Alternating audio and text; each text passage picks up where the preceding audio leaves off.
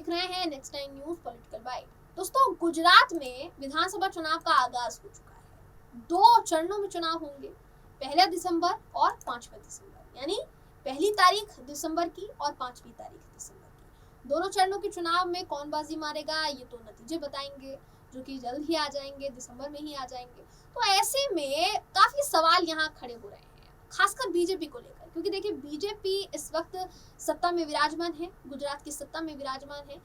BJP का चेहरा, जो अहम चेहरा माना जा रहा है गुजरात में, वो है खुद प्रधानमंत्री नरेंद्र मोदी।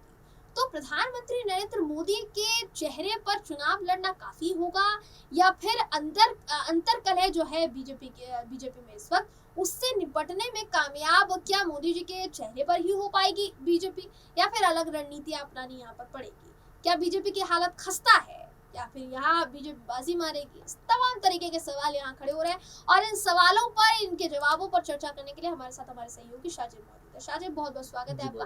देखिए, यहाँ गुजरात चुनाव को लेकर चर्चा शुरू पर है।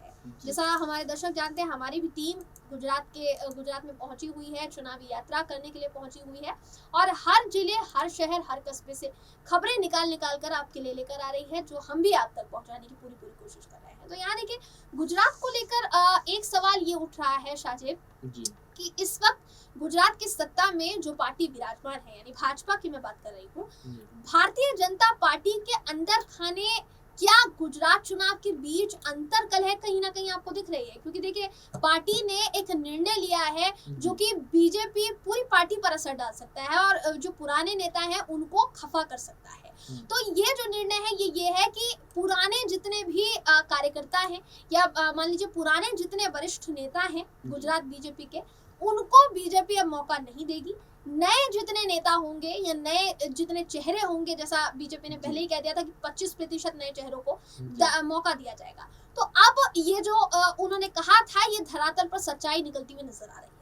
तो इसको लेकर बीजेपी में कहीं ना कहीं ये भी डर था कि अगर हम टिकट नहीं देते हैं पुराने दावेदारों को, तो जो दावेदार बहुत समय से इंतजार कर रहे थे गुजरात चुनाव का कि हमको टिकट मिलेगा, अब उनका टिकट कट गया है। तो कहीं ना कहीं आपको ये नहीं लगता कि गुजरात चुनाव के बीच ही बीजेपी में घमासान छिड़ सकता है? क्या कहेंगे आप? देखिए, कृपाल परमार, एक नाम आपने सुना होगा, एक वीडियो सोशल मीडिया पर काफी ज्यादा वायरल हो गया था।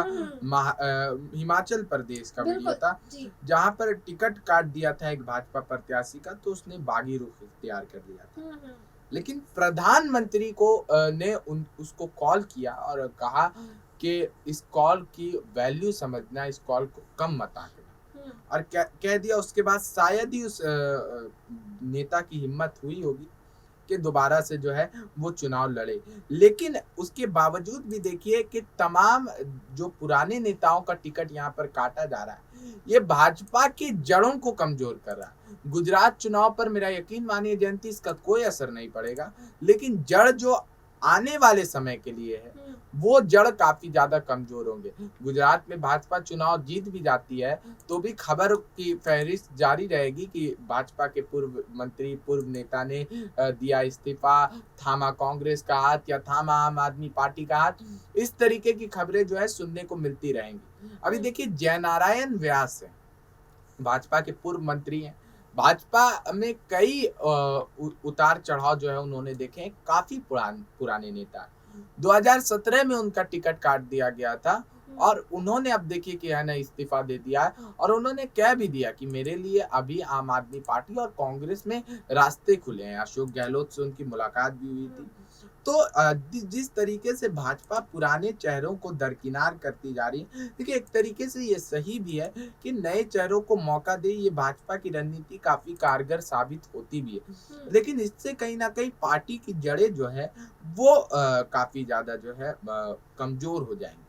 जी, तो पार्टी की जड़ें यहाँ कमजोर हो जाएंगी। आप देखिए, यहाँ शाजिब, आपने कृपाल परमार की बात की। कृपाल परमार की अगर बात करेंगे तो कृपाल परमार को बेशक देखिए प्रधानमंत्री नरेंद्र, कहा जा रहा है कथित तौर पर वो वायरल वीडियो, हालांकि उसकी पुष्टि नहीं हुई है कि प्रधानमंत्री नरेंद्र मोदी ने खुद उनको कॉल किया था और उनसे बातचीत की थी। कथित तौर पर कहा जा रहा है कि प्रधानमंत्री नरेंद्र मोदी का कॉल आया था और उनसे बातचीत हुई थी। लेकिन अगर मोदी जी ने कॉल किया भी, तो उन्होंने एक ऐसी चीज कही जो कहीं ना कहीं देखिए, ये आपको नहीं लगता कि ये डर है?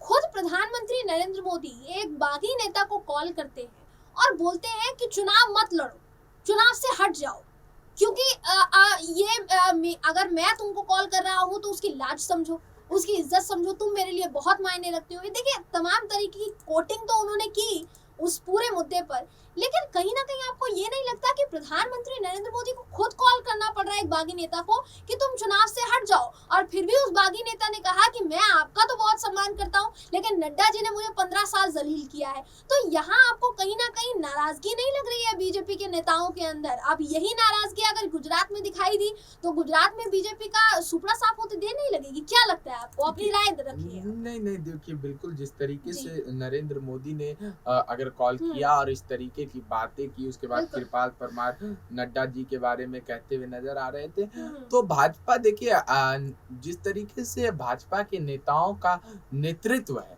वो काफी ज्यादा मजबूत है जयंती। देखिए एक नेता बागी हो गया, लेकिन प्रधानमंत्री का कॉल करना पड़ा। जरूर हिमाचल की सियासत में कृपाल परमार जो है वो एक बड़ा खेल खेल सकते थे, इस वजह से प्रधानमंत्री नरेंद्र मोदी को उनको कॉल करना पड़ा। कहीं ना कहीं डर ही प्रदर्शित करता है ना कि अगर बागी हुए हैं तो बड़ा खेल कर सकते हैं, खुद बीजेपी का जो प्रत्याशी सामने उतरेगा उसको वो हरा सकते हैं, या बीजेपी के लिए मुश्किलें खड़े कर सकते हैं। नेता के बागी होने से उसके पार्टी के आला कमान को डर लगता है, ये बात जग जाहिर है, हर पार्टी को ऐसा लगता है। तो भाजपा को भी यहाँ पर डर लग रहा है, क्योंकि उनके पार्टी का अगर नेता बागी हो गया। एक देखिए प्रधानमंत्री नरेंद्र मोदी को पूरा देश जानता है, लेकिन क्षेत्र स्तर पर जो नेता मिलते रहता है उससे जनता का जो संवाद रहता है वो शायद प्रधानमंत्री नरेंद्र मोदी से नहीं होगा, और वहां पर वो क्षेत्रीय नेता मजबूत साबित हो जाता है। तो उस जगह पर अगर क्षेत्र के लोगों को वो नेता कुछ और बताने का प्रयास करे या फिर से दिग्भ्रमित करके कहीं और ले जाने का प्रयास करे तो वो उसके लिए काफी ज्यादा आसान होगा, और इस बात को भलीभांति जो है प्रधानमंत्री नरेंद्र मोदी भी समझ रहे हैं।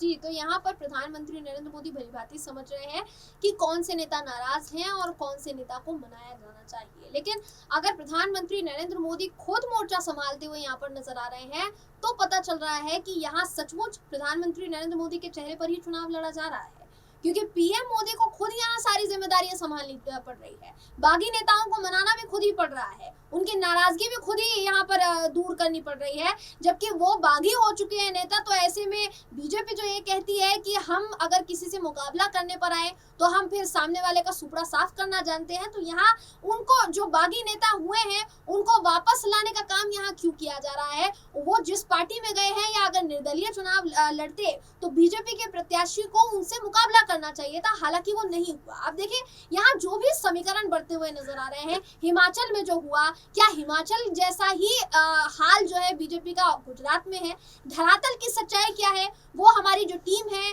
वो निकाल कर आपके सामने लेकर आएगी, और हमारी टीम इस वक्त गुजरात पहुंची हुई है। तमाम मुद्दों पर चर्चा हो रही है, लोगों से उनका दिमाग टटोलने की कोशिश की जा रही है, उनका मिजाज क्या है चुनाव को लेकर, और आने वाले दिनों में वो किस पार्टी को चुनना पसंद करेंगे। तमाम तरीके के सवालों के जवाब खंगाले जा रहे हैं। बहरहाल इस खबर पर आपकी राय क्या है कमेंट करके जरूर बताइएगा। वीडियो अगर आपको पसंद आया हो तो वीडियो को लाइक और शेयर करना ना भूलें। फिर मुलाकात होगी आपसे किसी ऐसी ही खबर के साथ, तब तक के लिए।